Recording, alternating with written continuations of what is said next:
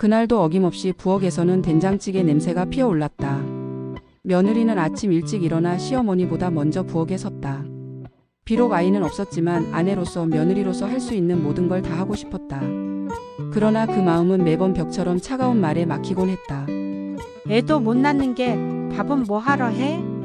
그 시간에 병원이나 더 다녀보지 그러냐? 시어머니의 말은 칼날 같았다. 매일을 살아내는 것이 버거웠고 밤이면 눈물로 베개를 적시는 일이 습관이 됐다. 남편은 늘 무표정했다. 시어머니의 말에 아무 말도 하지 않았다. 침묵은 중립이 아니라 방조였다. 며느리는 그 사실을 너무나 잘 알았다. 하지만 가족이라는 이름이 자신을 그 자리에 붙들어 두고 있었다. 가끔 친정 엄마에게 전화라도 걸고 싶은 날엔 엄마한테 또 찡찡대려고? 라는 말에 핸드폰을 내려놓았다. 고립된 감정 속에서 며느리는 조용히 무너지고 있었다. 결혼한 지 3년째 되는 해 산부인과에서 차트를 바라보던 의사의 입술이 무거워졌다. 자궁 내막이 많이 얇아요. 임신이 어려울 수 있습니다. 며느리는 멍하니 진료실을 나왔다. 누가 그랬던가 여자는 아이를 낳아야 비로소 여자가 된다고. 그 말을 믿은 것도 되뇌인 것도 결국 자신이었다. 자책은 며느리를 더 깊은 외로움 속으로 밀어넣었다. 시댁에서는 말도 안 되는 민간 요법들이 등장하기 시작했다. 따뜻한 장어죽을 마시라는 말부터 시작해서 달맞이꽃 종자유를 직접 끓여 먹이라는 조언까지. 시어머니는 동네 어르신들 앞에서 공공연하게 말했다. 우리 며느리는 배가 차서 문제야. 어휴, 애 하나 못 낳으니 사람 구실을 못해. 그 말이 들릴 때마다 며느리는 서러워 눈물이 났지만 아무에게도 말하지 못했다. 남편도 점점 집에 들어오는 시간이 늦어졌다. 술 냄새를 풍기고 들어온 날 며느리가 조심스럽게 오늘은 무슨 일 있었어요? 하고 묻자 남편은 소리쳤다. 너랑 나 이제 왜 사는지도 모르겠다. 솔직히 말하면 우리 엄마 말이 다 틀린 건 아니야. 그 말을 들은 날 며느리는 밤새 가방을 쌌다. 그리고 그 다음날 새벽 아무에게도 알리지 않은 채 그 집을 나왔다. 갈 곳은 없었지만 더는 그곳에 머무를 수 없었다. 손에 든 건 가방 하나 그리고 상처뿐인 기억들이었다. 지하철역 대합실 의자에 앉아 며느리는 처음으로 휴대폰을 꺼냈다. 엄마에게 전화를 걸까 말까. 그러다 결국 조용히 휴대폰을 껐다. 울음을 삼키며 고개를 들었을 때 사람들이 분주히 오가는 역 한가운데에서 자신만이 멈춰 서 있다는 걸 느꼈다. 그날 이후 며느리는 서울의 작은 고시원에 들어가 낮에는 카페 아르바이트를, 밤에는 편의점 야간 근무를 하며 살아가기 시작했다. 몸은 지쳤지만 마음은 점점 단단해졌다. 누구에게도 기대지 않고 살아가는 법을 배우기 시작했다. 그리고 그녀는 다시 병원을 찾았다. 한 번의 실패에도 포기하지 않고 조심스럽게 시험관 시술을 시작했다. 그 여정은 길고 고됐다. 주사기를 하루에도 여러 번 맞아야 했고 몸은 퉁퉁 부었다. 하지만 며느리는 매일매일을 버텼다. 언젠가는 아이를 안고 시어머니 앞에 이 아이 당신 손주입니다 라고 말하고 싶었다. 그것이 분노든 복수든 아니면 단순한 증명이든 그녀는 그 목표 하나만 바라보며 달려갔다. 5년이라는 시간은 참 많은 것을 바꿔놓는다. 며느리는 그 사이 자신만의 삶을 찾아갔다. 작은 바리스타 자격증부터 시작해서 조금씩 돈을 모았고 자신과 비슷한 상처를 가진 여성들과 함께 창업을 했다. 마음식당이라는 이름을 단 작은 가게였다. 단순한 식당이 아니었다. 상처 입은 이들이 모여 서로의 이야기를 들어주는 공간이었다. 그곳에서 며느리는 아니 이제는 스스로 나라고 부를 수 있게 된 여자는 다시 웃을 수 있게 됐다. 그리고 아이가 생겼다. 시험관 시술로 어렵게 얻은 생명이었다. 그 기쁨은 말로 다 표현할 수 없었다.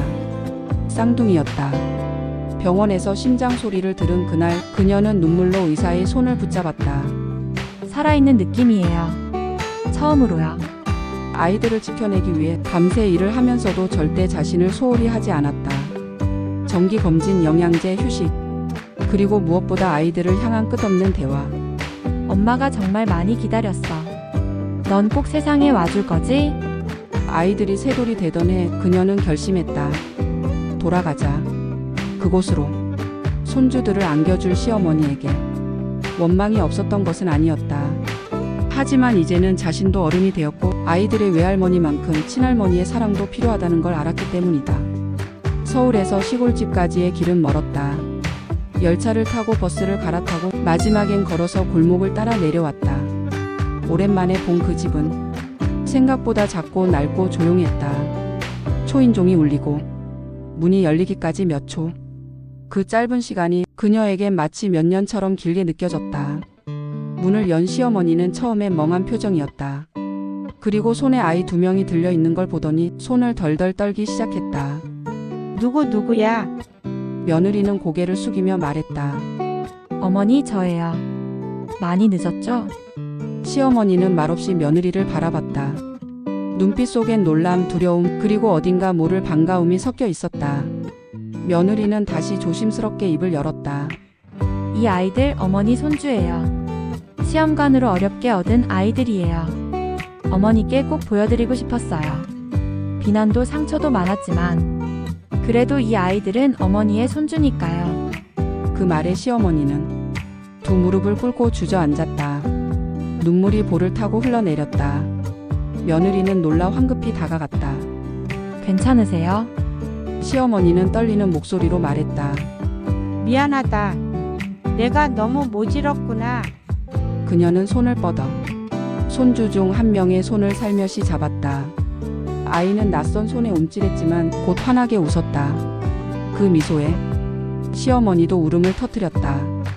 마당에 놓인 나무 의자에 나란히 앉아 두 사람은 아무 말 없이 아이들이 노는 모습을 바라봤다. 오래된 침묵은 서서히 허물어졌다. 며느리는 조용히 속삭였다. 어머니 저 다시 시작하고 싶어요. 우리 가족이니까요. 시어머니는 눈을 감았다. 그리고 고개를 천천히 끄덕였다. 그녀의 손이 며느리의 손 위에 조심스럽게 얹어졌다. 따뜻했다. 그렇게 그날 그들은 다시 가족이 되기 위한 첫 걸음을 내디뎠다. 그날 밤 시어머니는 쉽게 잠들 수 없었다. 며느리와 손주들이 돌아온 이후 오랜 시간 마음속에 묻어두었던 기억들이 떠오르기 시작했다. 그날 며느리가 집을 나가던 날도 이랬다. 조용했고 말없이 지나쳤고 그리고 너무 늦게 후회가 찾아왔다. 그녀는 자신이 어떤 말을 했는지 생생하게 떠올렸다. 애 하나 못 낳는 게 무슨 며느리냐? 그 말이 며느리에게 어떤 상처가 되었는지 그땐 알지 못했다. 아니 알고 싶지 않았던 걸지도 모른다. 그녀는 벽에 걸린 가족 사진을 바라보며 중얼거렸다. 내가 참 못난 사람이었구나. 그 사진 속에는 아직 웃고 있던 시절의 아들과 며느리가 함께 있었다.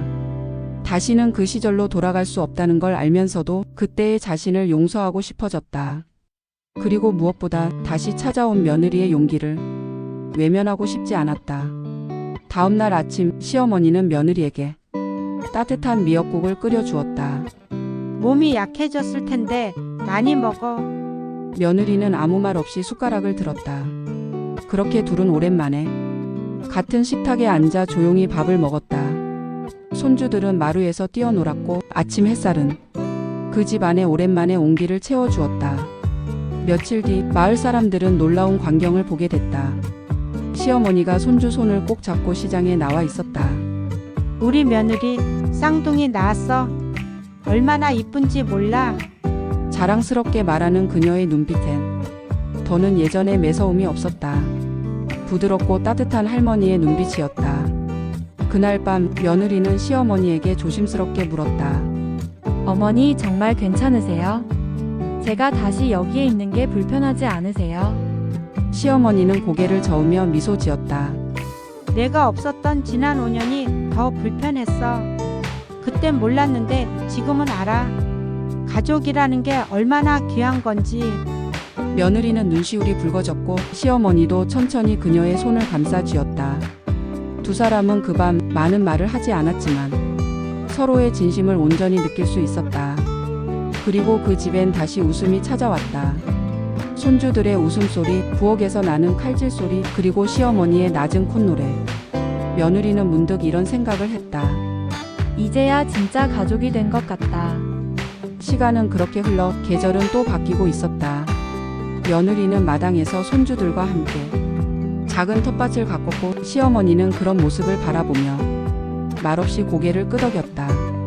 모든 상처가 다 아물진 않았지만 그 자리에 새로운 온기가 자라고 있었다. 사람은 누구나 실수를 한다. 그리고 누구나 상처를 남긴다. 하지만 중요한 건 그 상처를 어떻게 회복하느냐는 것이다. 어떤 용서는 말보다 시간이 필요하고 어떤 화해는 기다림 끝에서야 온다. 그녀들은 그걸 알게 되었다. 그리고 서로를 향한 마음이 여전히 살아있다는 사실을 확인했기에 그들은 다시 가족이 될 수 있었다. 이야기는 그렇게 한번 끊어졌던 인연이 다시 이어지는 기적을 담았다. 그리고 우리에게 말해준다. 용서는 누구를 위한 것이 아니라 나 자신을 위한 것이라고. 혹시 당신의 삶에도 아직 풀지 못한 인연이 있나요? 그 인연은 지금도 어딘가에서 당신을 기다리고 있을지도 모릅니다. 오늘만큼은 용기 내어 먼저 손을 내밀어 보세요. 그 손끝에서 누군가의 인생이 바뀔 수도 있습니다. 그리고 당신의 인생도요. 영상이 도움이 되셨다면 좋아요와 공유 부탁드립니다. 지혜 산책은 늘 당신의 곁에 따뜻한 이야기로 함께하겠습니다.